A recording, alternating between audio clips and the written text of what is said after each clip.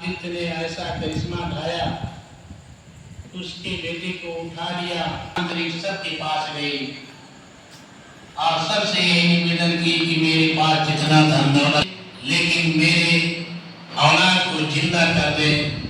इसलिए सबके पास दौड़ती रह गई किस्सा गौतमी, लेकिन कोई तैयार नहीं हुआ।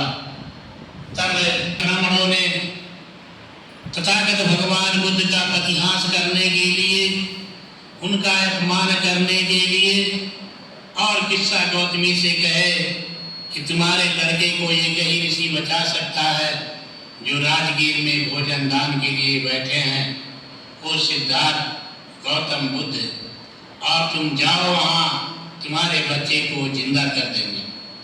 किस्सा गौतमी गई, पर उधार सब खड़े हुए थे लेकिन अंदर नहीं जाने दे रहे थे। भगवान बुद्ध ने कहीं केवल खाया था, भोजन किया था, तब तक कान में इनकी आवाज गई किस्सा गौतमी की चिल्लाते हुए। भगवान बुद्ध ने कहा कि उसको आने दीजिए अंदर। किस्सा गौतमी गई, अपने बेटे को ऐसे पक्के पे लिटा दिए जहाँ भगवान बुद्ध बैठे हुए थे, और सारे ब्राह्मण जितने थे राजगीर के सब आए तमाशा देखने कि बुद्ध कैसे जिंदा करेंगे। और राजन खुदे प्रसन्नजीत परेशान हो गए कि कैसे जिंदा करेंगे। भगवान बुद्ध ने कहा, है किस्सा गौतमी, मैं तुम्हारे बेटे को जिंदा कर दूंगा, लेकिन तुम्हें एक काम करना पड़ेगा। तो उन्होंने कहा कि क्योंकि किसी का भी औलाद अगर एक ही रहे और तो उसके दिमाग में एक ही चीज लौटेगा कि किसी तरह से मेरा बच्चा जिंदा हो जा, और कोई दिमाग में नहीं लौटेगा। तो वह भगवान बुद्ध ने कहा, तुम्हारे बेटे को मैं जिंदा कर दूंगा, लेकिन एक काम करना पड़ेगा। किस्सा गौतमी ने कहा कि भगवान बताइए क्या करना पड़ेगा।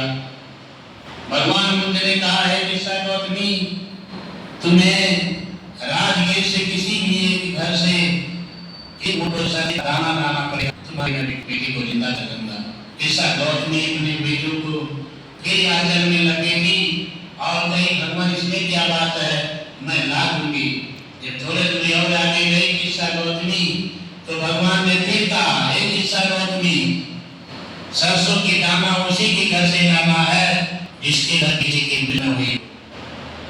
किस्सा गौतमी की घर में रहा, सब घर में तो हुआ, उसके दिमाग में था कि मेरा बेटा किसी तरह से जिंदा हो जा।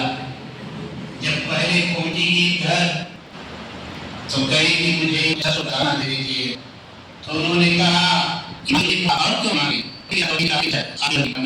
उन्होंने कहा अभी